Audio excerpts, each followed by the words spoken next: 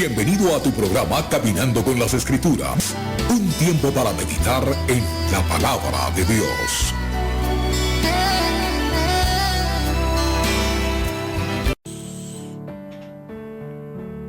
Estamos saludando a todos nuestros hermanos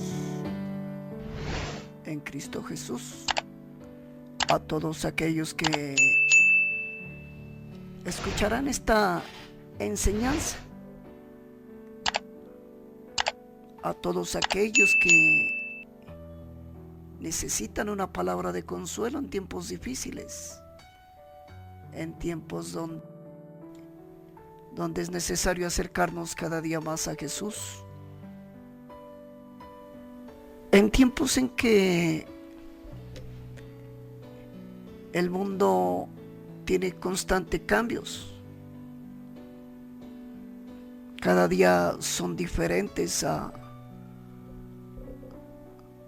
los tiempos anteriores. Un saludo a todos nuestros hermanos que escuchan nuestra emisora Renovación Estéreo desde la bella ciudad de San Juan de Pasto, a nuestros hermanos en la iglesia, aquellos que están en el extranjero, que se está enviando la señal. Hoy hablaremos un tema precioso, un tema que apasiona el mundo secular y cristiano y católico. Recuerdan la muerte del Señor Jesucristo. Son tiempos en los cuales muchos no compartimos, pero sin embargo respetamos.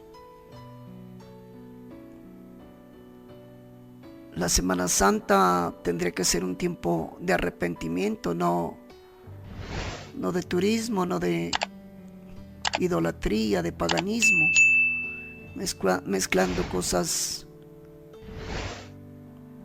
profanas con lo santo. Pero eso es materia de otro tema. El tema de esta casi noche. Estamos en el sur de Colombia, en la preciosa ciudad de San Juan de Pasto, departamento de Nariño. En la radio será un poco más largo, pero ya cuando se suba esta enseñanza a las redes sociales será mucho más corta. ¿Quién mató realmente a Jesús? Explorando la palabra de Dios, vamos a encontrar que muchas veces, escudriñando, investigando y leyendo, vamos a encontrar responsables de la muerte de Jesús. Así que prepárate. Nuevamente saludo a todos nuestros hermanos, hermanas en Cristo Jesús. Te habla tu amigo Silvio Reyes Restrepo. Así que este es un momento de bendición, un momento de dedicación, de estudio y de oración. Ya regresamos, hermanos.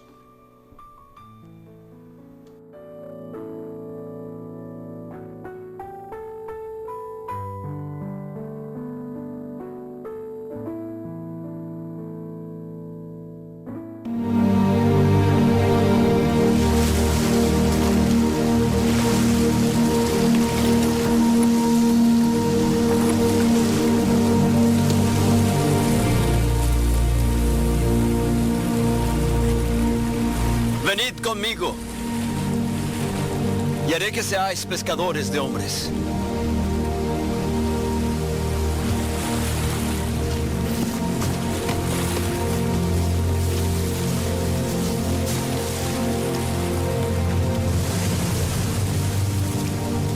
Os envío a recoger mis ovejas.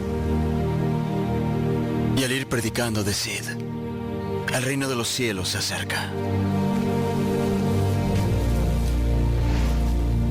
Yo soy el buen pastor y conozco mis ovejas, y ellas me conocen. Así como el Padre me conoce, yo conozco al Padre, y pongo yo mi propia vida por las ovejas. Y habrá un rebaño. Rabí, Y un pastor. mi hija está al borde de la muerte.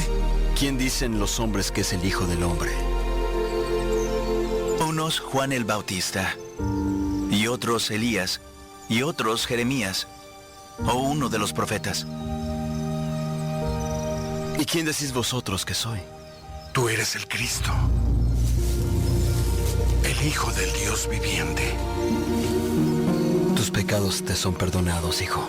¿Por qué habla este hombre así? Blasfemias dice. ¿Quién puede perdonar pecados sino solo Dios?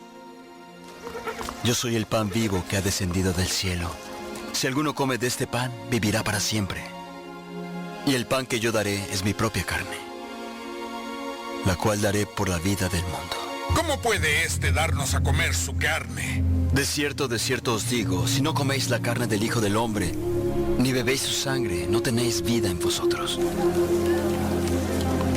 No penséis que he venido para abrogar la ley o los profetas.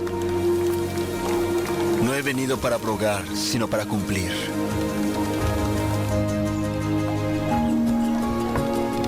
El que come mi carne y bebe mi sangre, tiene vida eterna, y yo le resucitaré en el día postrero. Porque mi carne verdaderamente es comida, y mi sangre verdaderamente es bebida. El que come mi carne y bebe mi sangre permanece en mí, y yo en él. Padre, aparta de mí esta copa, pero no lo que yo quiero, sino lo que quieres tú. Es necesario que el Hijo del Hombre padezca y sea desechado por los ancianos, los sacerdotes y los escribas, y que sea muerto. Te conjuro, por el Dios viviente, que nos digas si eres tú el Cristo, el Hijo de Dios. Desde ahora veréis al Hijo del Hombre, sentado a la diestra de Dios y viniendo en las nubes del cielo. ¿Qué más evidencias necesitamos? Ninguna. ¿Qué os parece? Es culpable de muerte. ¡De muerte! Guardaos de los falsos profetas, que vienen a vosotros vestidos de ovejas, pero por dentro son lobos rapaces. Por sus frutos los conoceréis. ¿Eres tú el rey de los judíos? ¿Dices tú esto por ti mismo? ¿O te lo han dicho otros de mí? Según vuestra costumbre, en esta época del año, uno de los presos será dejado en libertad. Barrabás. Suelta a Barrabás.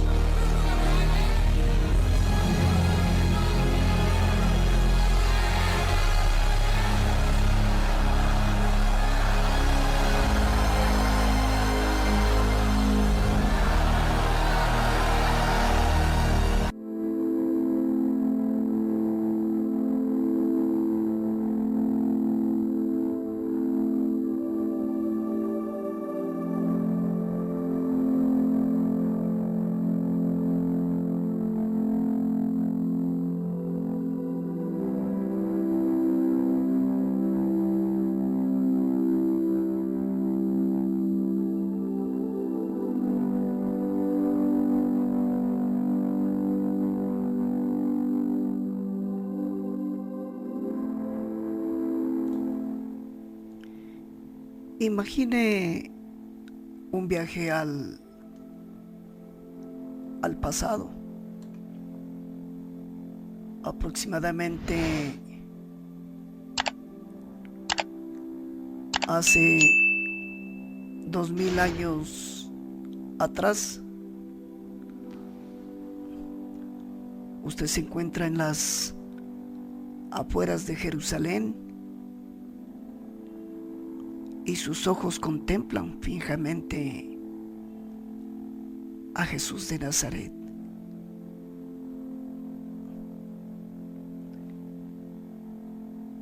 Desde desde su vista, usted mira a Jesús, quien es colgado del madero, en donde Él ha sido crucificado. Sus manos y sus pies están siendo atravesados por clavos,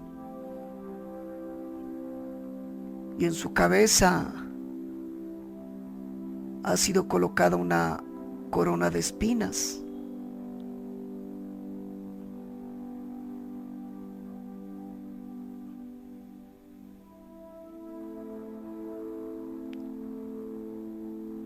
Y observan de que algunos soldados romanos están sentados, por así decirlo, en el suelo polvoriente, apostando sobre quién se quedará con la ropa de Jesús. Pero de repente uno de los soldados coge una lanza y traspasa el costado del cuerpo de Cristo, quien él emite un quejido final, y con ello acaba su doloroso sufrimiento.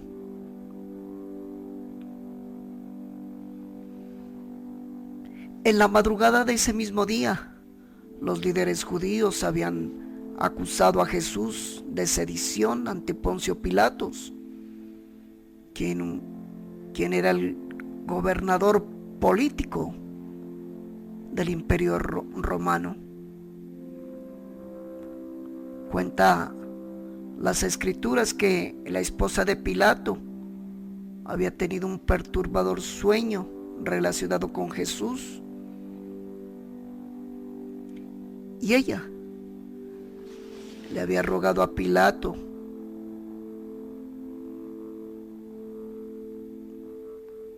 que dejara libre a Jesús, que dejara libre al Mesías. Y dentro de su mente, el gobernador no tenía forma de condenar a Jesús.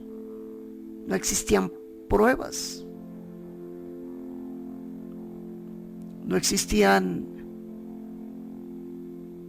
hechos contundentes que demostraran que Jesús ameritaba la muerte.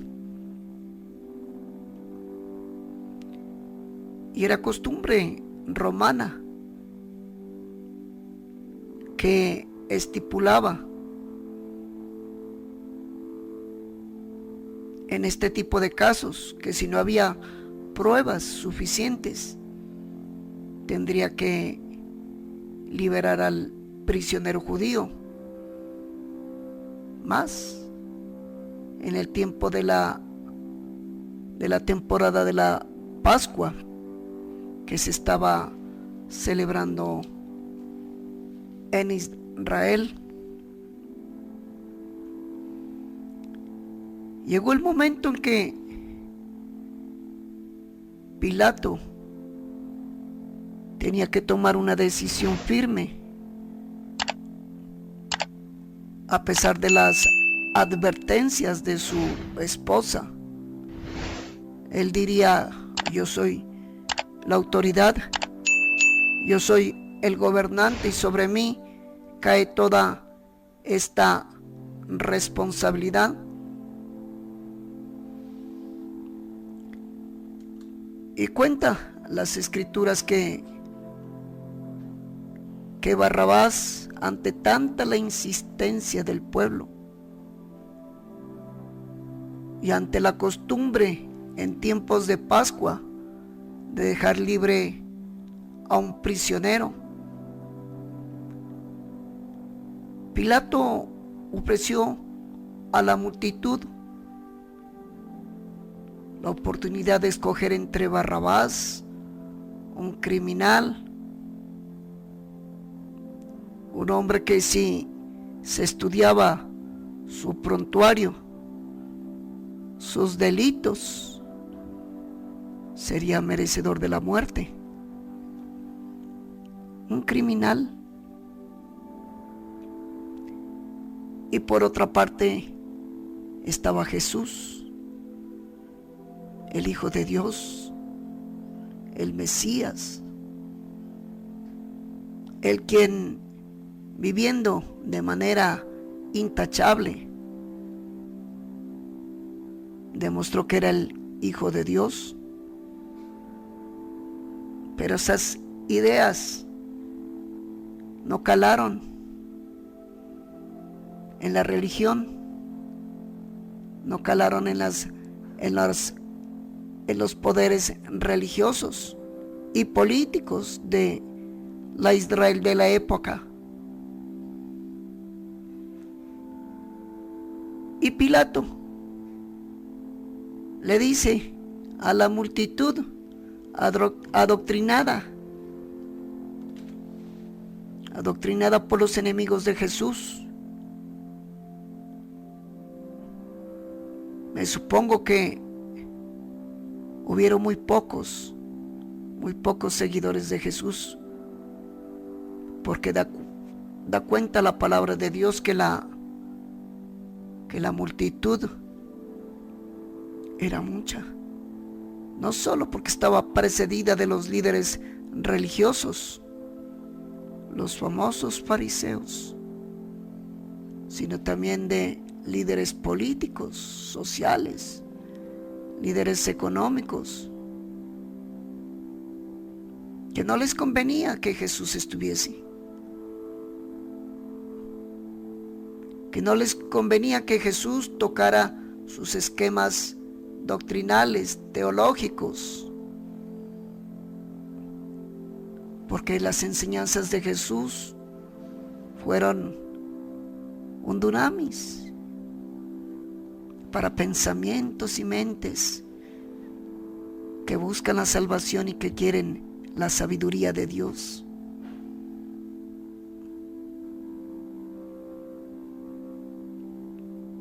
Cuenta el relato en el Evangelio de Mateo, capítulo 27, versículos 22 y 23, que Pilato les dice a la multitud que estaban ahí: hoy en día no se diferencia en nada las persecuciones políticas, sociales que está viviendo el mundo entero.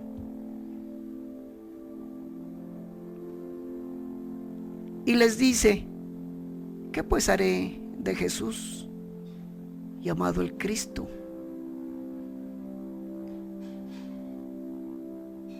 En otras palabras, cuando Él les dice: ¿qué pues haré de Jesús, llamado el Cristo?, les dice: ¿qué haré? No encuentro mal alguno en este hombre. Y Él reconoce, dice: Jesús, llamado el Cristo, el Mesías, el Salvador. Para las ideas del siglo I de Jesús ha de haber sido un choque. Ellos esperaban un Mesías, un guerrero al estilo Rey David. Pero mañana hablaremos sobre Jesús, su vida, su historia, su nacimiento. Caramba, Dios le dio una bofetada al mundo, porque Dios dice que los pensamientos de Dios no son igual a los del hombre. Y viene Jesús a través de la Virgen María.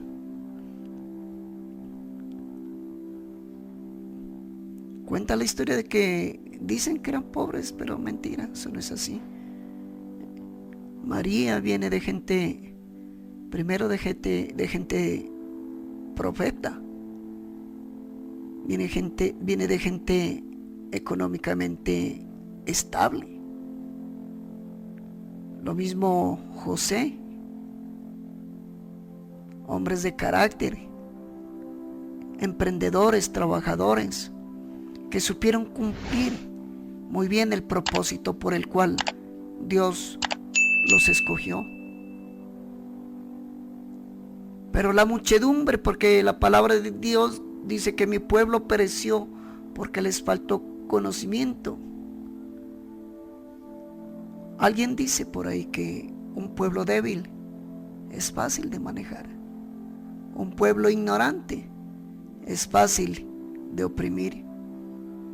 Más cuando estaban siendo influenciados por los hombres importantes, religiosos y políticos de la época. Ellos no dijeron, júzgalo, o llévalo, o enciérralo. No, estos ya establecieron juicio directo con Jesús. Muchas veces los juicios o los jurados que se nombraba, que en Colombia ya no, pero en Estados Unidos sí, muchas veces los jurados que se toman como que se sacan de ciudadanos honorables, entre comillas, establecen las peores sentencias. Y aquí este pueblo, esta muchedumbre, alentada por líderes políticos, sociales, que nada se diferencia hoy en día a las manifestaciones políticas, sociales que estamos viendo en nuestras naciones. Gritan y le dicen, sea crucificado, sea crucificado, quítele la vida. Los líderes políticos dirían y religiosos dirían, este es un obstáculo para nosotros. Anás, quien dice que es necesario el sacrificio de un hombre que el exterminio de toda la nación de Israel. Tenía miedo, estaban acorralados, más cuando miraban a Jesús hacer maravillas, prodigios. Cuando un hombre de ese nivel se mueve, Dios mío, el temor, la envidia, la codicia se levanta. No lo queremos, este hombre es un estorbo, dirían, y utilizaron al pueblo. Crucifíquelo. Pero el gobernador, débil, un gobernador débil como Poncio Pilato, claro que débil en esta decisión porque luego se lo acusa después de la muerte de Jesús a Poncio Pilato como un sanguinario, y es destituido de su cargo y regresa a Italia, donde muere penosamente en una de las ciudades italianas o romanas. Es decir, que pasó sin pena ni gloria, pasó para cumplir solo este rol. Pero este hombre decía, ¿qué mal ha hecho? ¿Por qué ustedes toman una decisión tan a la ligera, tan atrevida? Oiga, la justicia humana es ligera y atrevida. Y él les dice, ¿qué mal les ha hecho este hombre? Pero ellos gritaban, aún más diciendo, sea sacrificado, es decir, no queremos escucharte, nuestra decisión, la palabra del pueblo es la palabra de Dios. Y ordenan su sacrificio. El evangelista Mateo agrega, viendo a Pilato que nada adelantaba, sino que hacía más alboroto, tomó agua y se lavó las manos delante del pueblo diciendo, inocente soy yo de la sangre de este justo, allá vosotros. En un pasaje de Génesis, cuando Caín mató a Abel, dice que la sangre de Abel clama delante de Dios. Y aquí dice, inocente soy de la sangre de este justo. Él reconoció que Jesús no había cometido ningún pecado, ningún error, que Jesús era el que dijo que era el Hijo de Dios. Ya regresamos, hermanos. Se me había olvidado decir que queremos que te suscribas a nuestro canal. Aquí abajo está la campanita para que tú hagas clic, te suscribas y mires las notificaciones de nuestros programas. También queremos que al notificarte nos des tu comentario por quién orar. Hay mucha necesidad de oración y queremos ser partícipe de ello. Queremos orar contigo. Queremos que Dios abra las puertas de los cielos y escuche nuestras oraciones. En esta ocasión estamos hablando sobre un estudio que nos permite indagar cada vez más quién mató realmente a Jesús.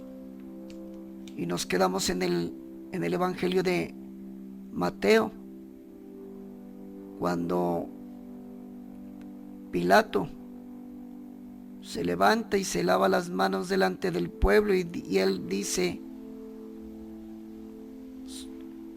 que él no es responsable. Yo soy inocente de la sangre de este justo. Pero el pueblo respondió, su sangre sea sobre nosotros, Señor. La sangre de un justo. El pueblo no se dio cuenta, no meditó sobre lo que dijo. Después de la muerte de Jesús, 70 años, el pueblo fue llevado a un exilio que le ha costado más de 2000 años, hasta 1948, donde Israel se constituyó como nación. Su sangre sea sobre nosotros y sobre nuestros hijos, Señor. Como dijo Jesús, perdónalos porque no saben lo que hacen. Fue entregado a sus opresores, fue llevado para ser golpeado, azotado y posteriormente crucificado.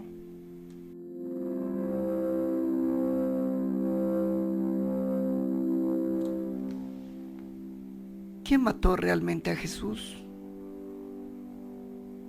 ¿Deberían los judíos ser considerados responsables por siempre? ¿O acaso la responsabilidad recae sobre los romanos, que también lo azotaron y ayudaron a su crucifixión?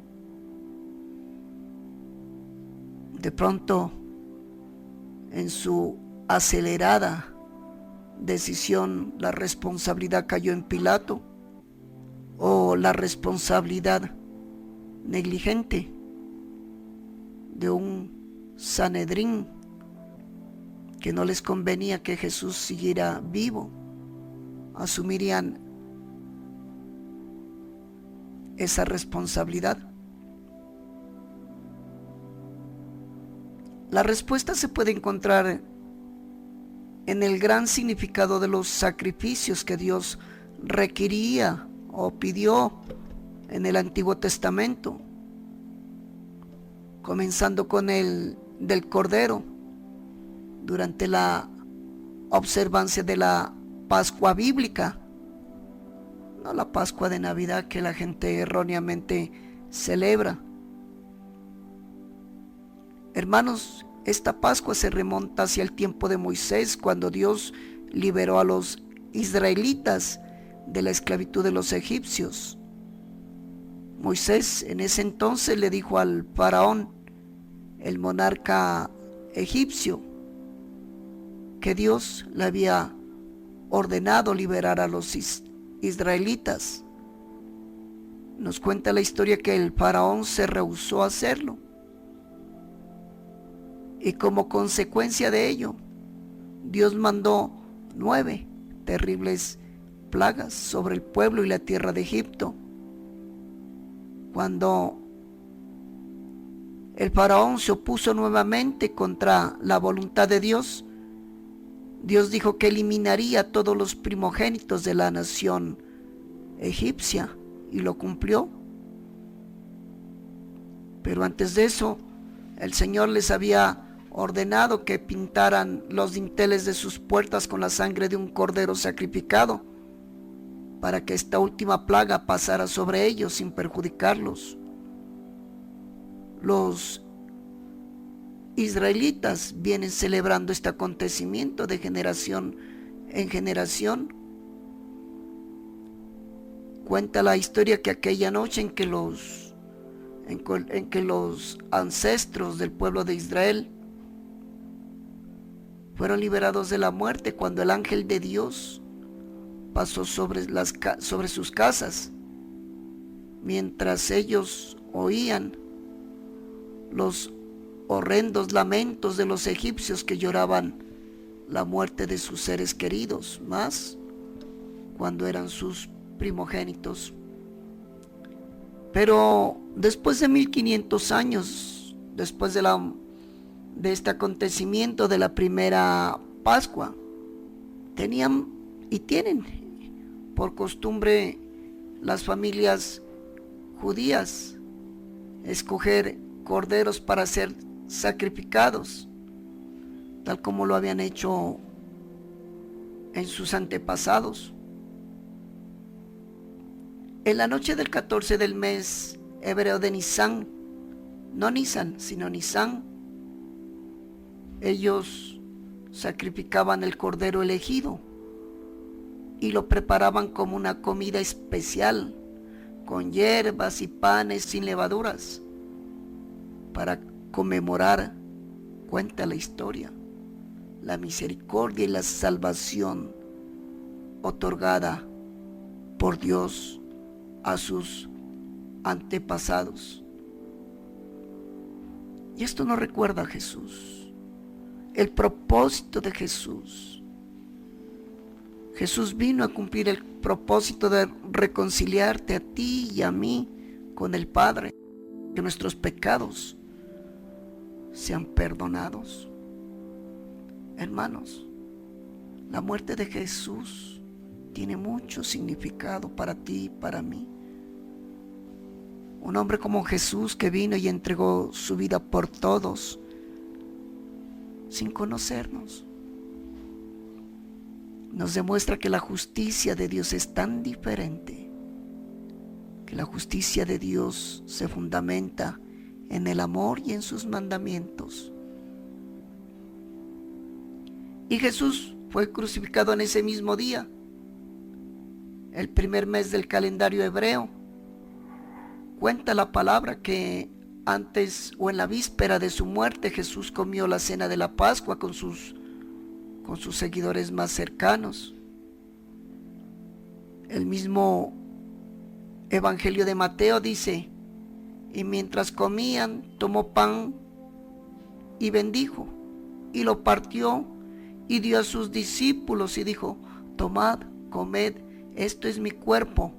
Y tomando la copa y habiendo dado gracias, les dio, diciendo: bebed de ella todos, porque esto es mi sangre del nuevo pacto, que por muchos es derramada para la remisión de los pecados.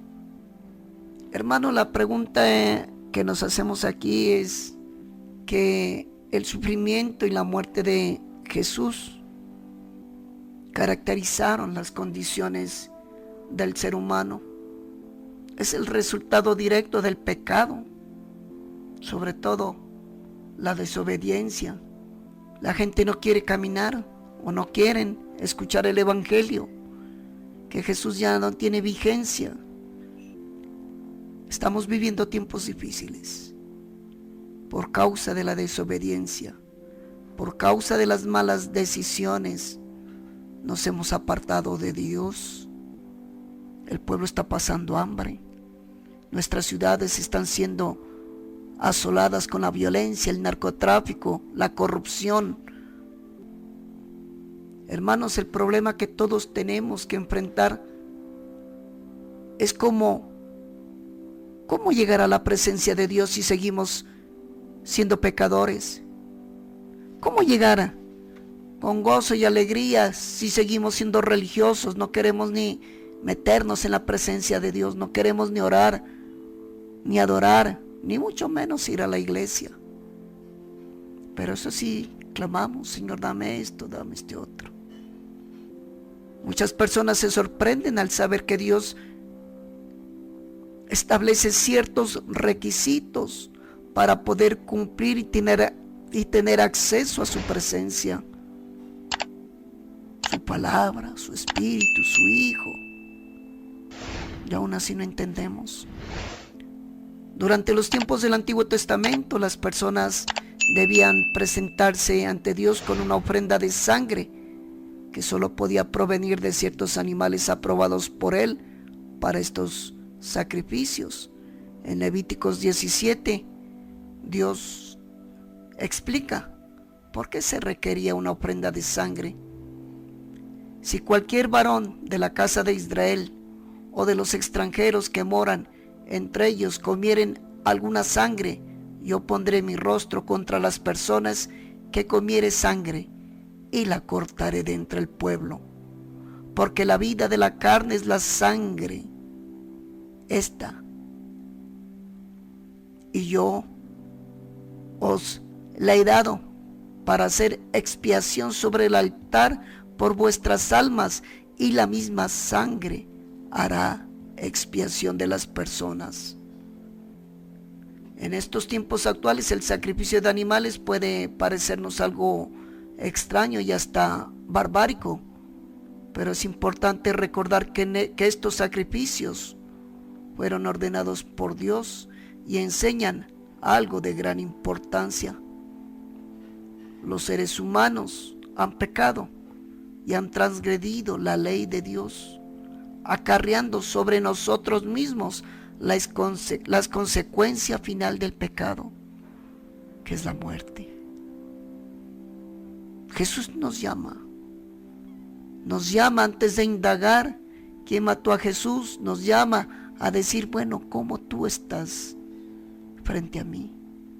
¿Cómo es tu vida? ¿Cómo te has comportado? ¿Vives conforme a lo que yo te he mandado en las Santas Escrituras? Él nos pregunta cada día, pero como no queremos escucharlo, queremos que nos digan palabras lisonjeras y suaves para nuestro corazón, no nos damos cuenta que algún día este cuerpo dejará de existir e iremos a su presencia, a los juicios eternos. ¿A qué se refirió Jesús cuando dijo que sus discípulos debían de comer pan y beber vino como símbolos de su cuerpo y de su sangre? Otra pregunta: ¿por qué Él escogió la cena de la Pascua para darles estas instrucciones? Y la respuesta las encontramos con los antiguos escritos de los profetas. Ellos profetizaron acerca de un Mesías, el Cristo, que vendría a gobernar sobre todas las naciones y a establecer el reino de Dios sobre toda la tierra.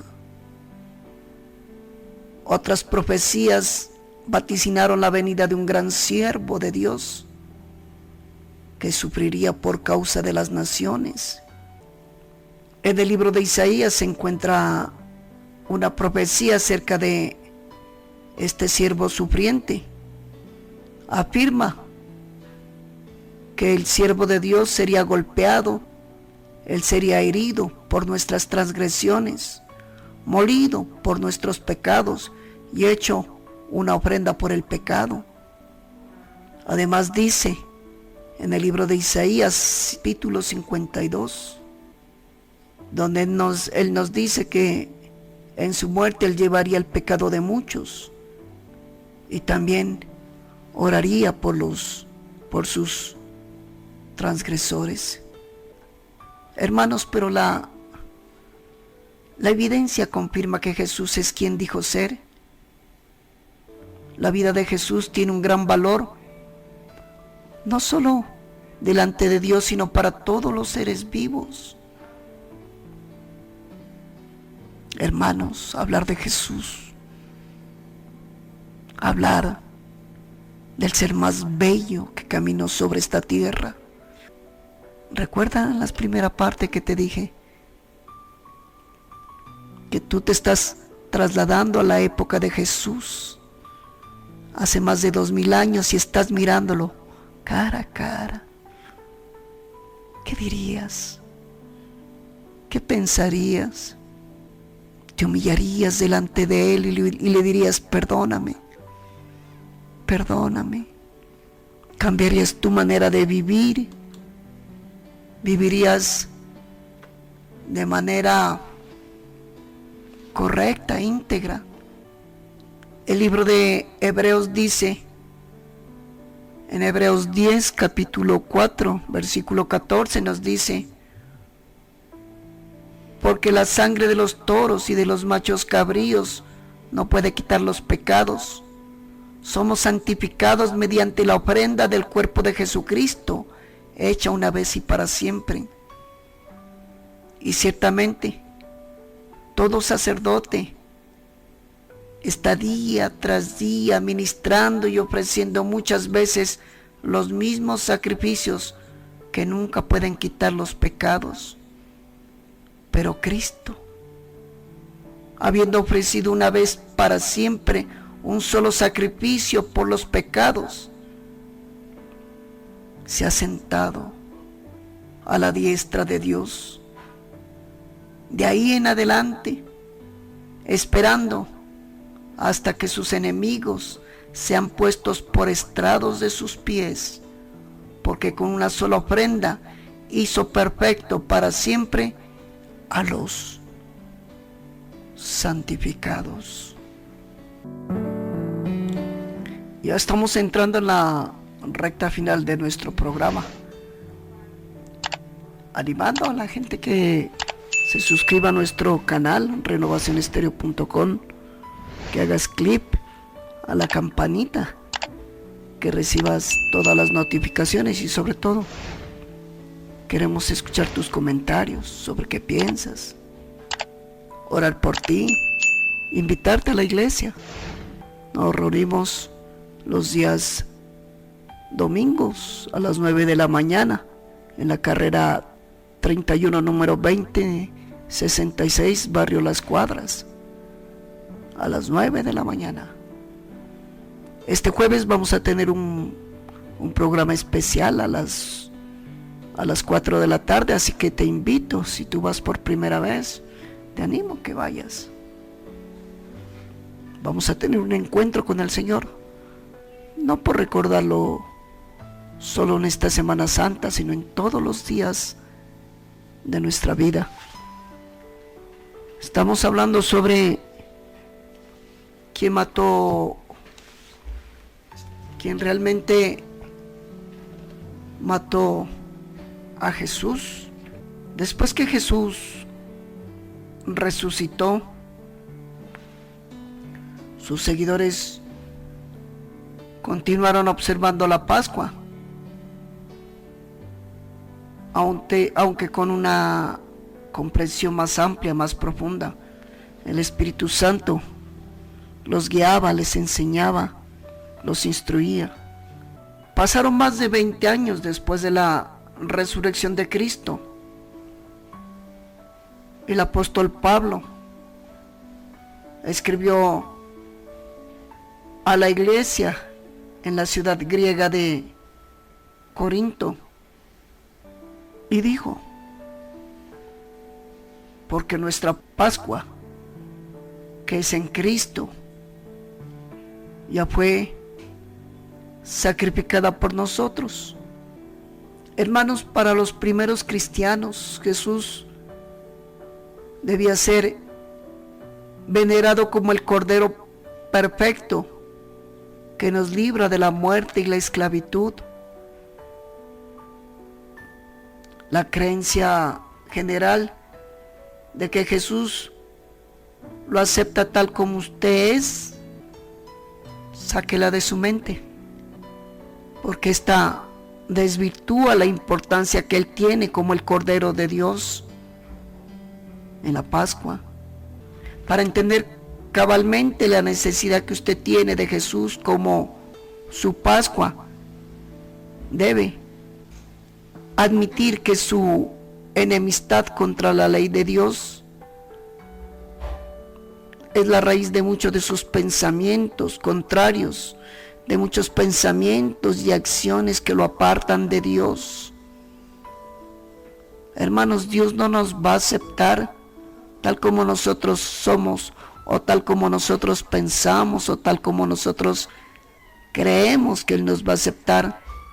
Para tener esa plena relación con Cristo, tenemos primero que aceptar a Jesús como nuestro Señor, como nuestro Salvador, porque Él murió por ti, por mí en la cruz.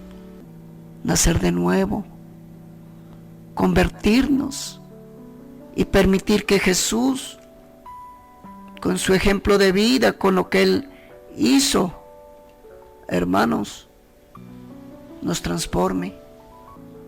Pero tú estarás preguntando, escuchando esta enseñanza: bueno,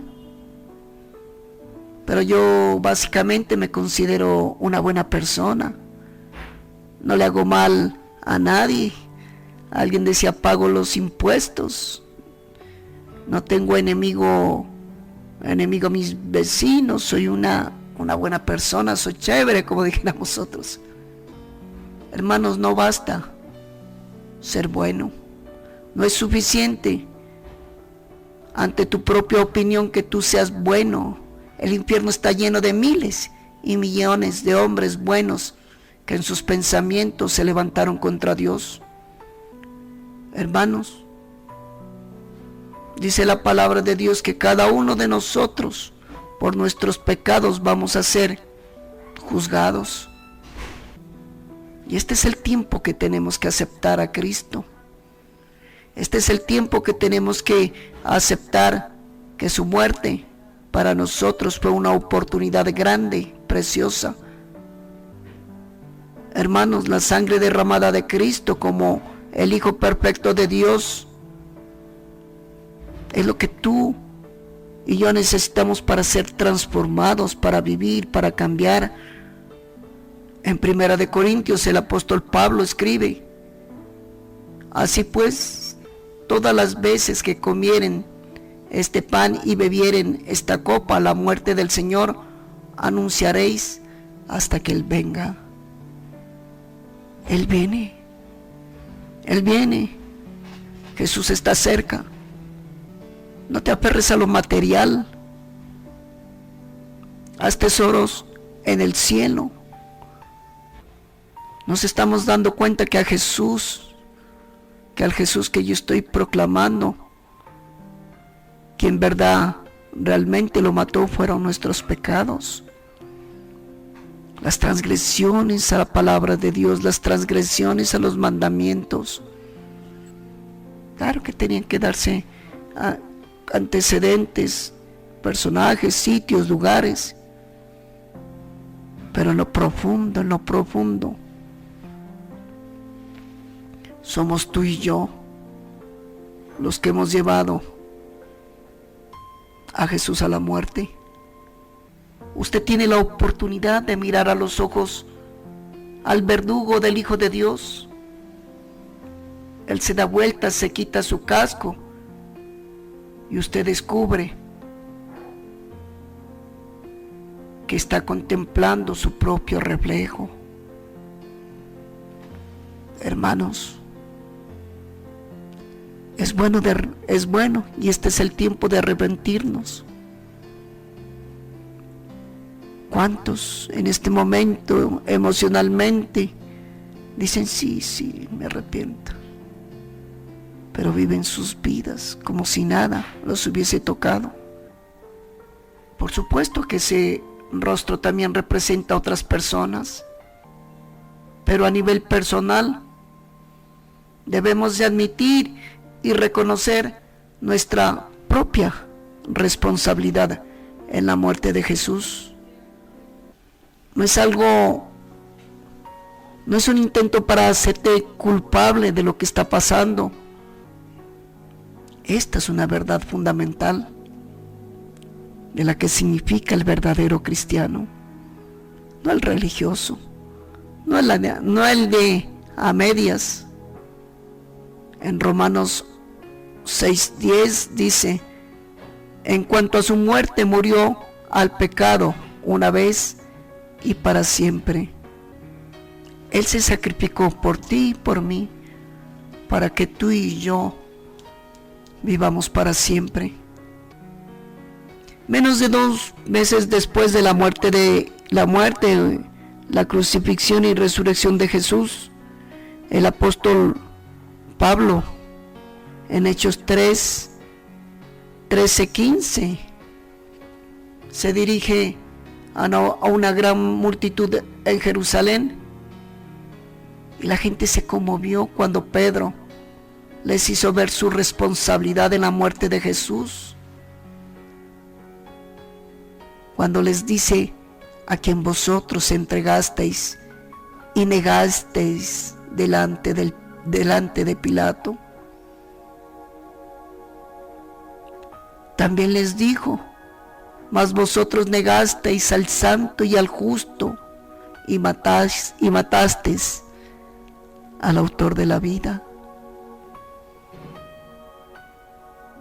Hermanos, la responsabilidad por la muerte de Jesús no es solo una cuestión de acusar a los judíos que lo traicionaron, ni a los soldados romanos que lo sacrificaron, ni a Pilato que lo condenó, ni al diablo que los incitó, ni a Dios cuyo plan se estaba llevando a cabo.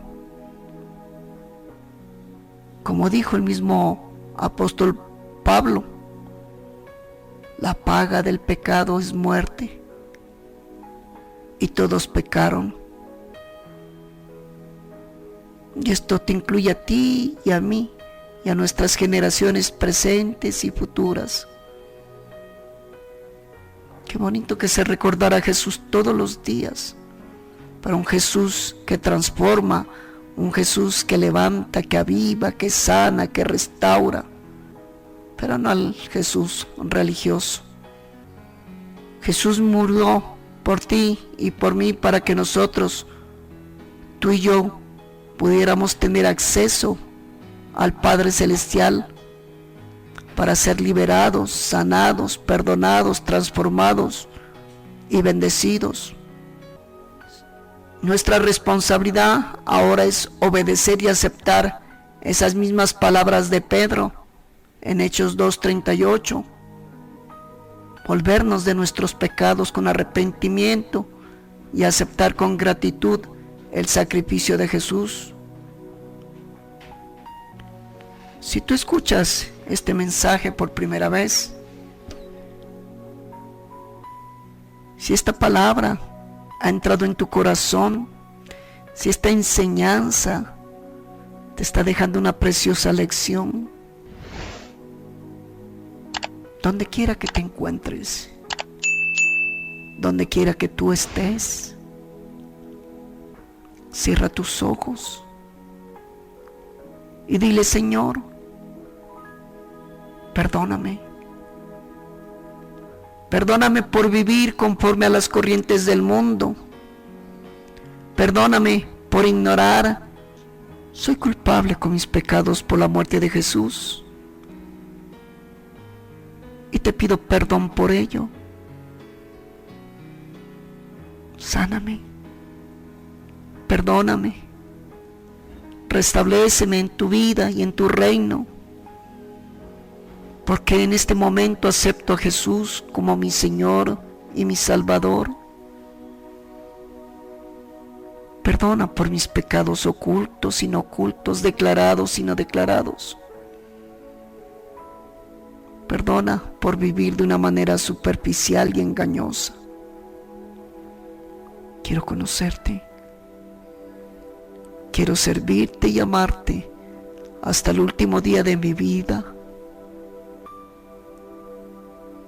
Hoy te recibo como mi Señor y mi Salvador. Escribe mi nombre en el libro de la vida y que nunca, nunca se ha borrado de él jamás. Te amamos, Jesús. Te queremos, Jesús.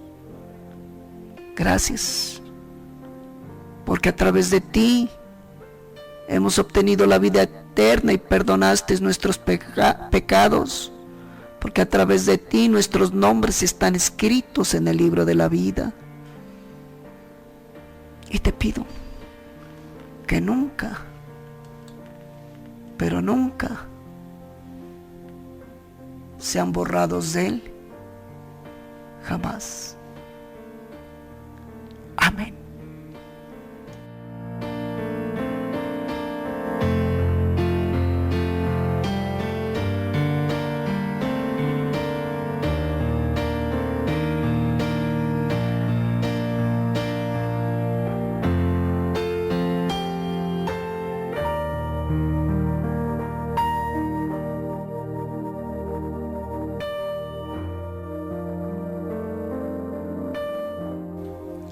Solo me queda palabras de agradecimiento, invitarte mañana a las 5 de la tarde a otro programa especial que tendremos. El jueves invitarte a las 4 de la tarde. Solo quiero invitarte y darle gracias a Dios porque tú has escuchado este mensaje, donde quiera que te encuentres, donde quiera que estés. Jesús te ama. Te habló tu amigo Silvio Reyes Restrepo, de Iglesia Internacional Casa de Oración Renovación Cristiana. Nos encontramos mañana. Que Dios los bendiga. Amén.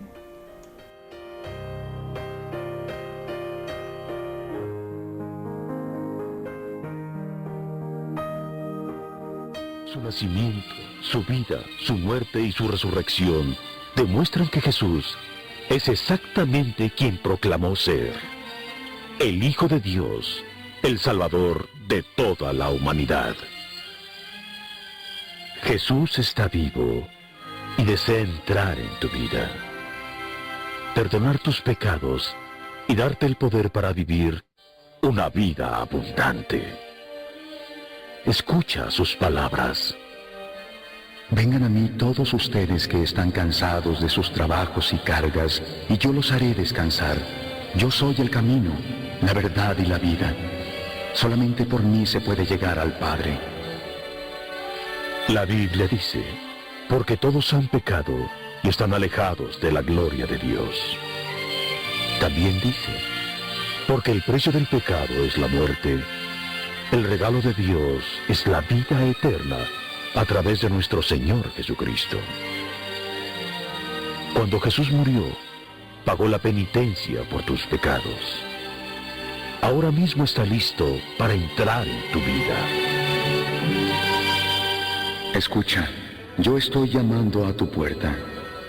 Si oyes mi voz y abres la puerta, entraré a tu casa. Para experimentar su amor y su perdón y recibir la vida eterna, debes recibirlo como el sacrificio de Dios por tus pecados e invitarlo a entrar a tu vida mediante la fe.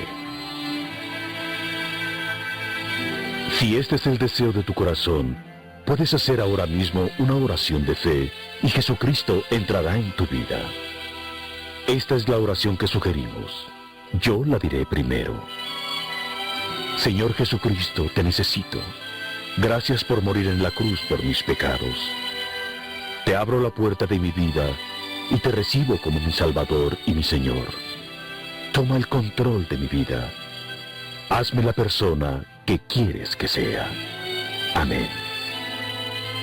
Si esta oración expresa el deseo de tu corazón, hazla ahora mismo, mientras yo la repito, frase por frase. Señor Jesucristo, te necesito. Gracias por morir en la cruz por mis pecados. Te abro la puerta de mi vida y te recibo como mi Salvador y mi Señor. Toma el control de mi vida. Hazme la persona que tú quieres que sea. Amén. Ahora que has hecho esta oración de fe y has invitado a Jesucristo a entrar en tu vida, puedes estar seguro de que Él entró porque prometió que lo haría, si tan solo se lo pedías. También puedes estar seguro que tus pecados han sido perdonados, que eres un hijo de Dios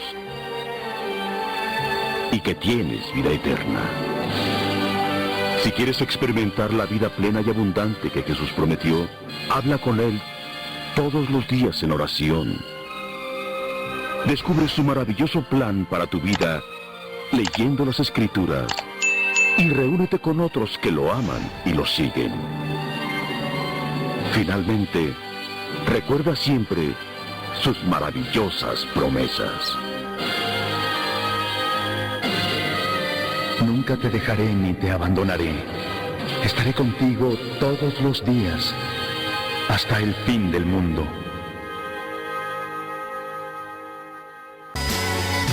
Este fue su programa, Caminando con las Escrituras. Un tiempo para meditar en la palabra de Dios. Te esperamos en nuestro próximo encuentro.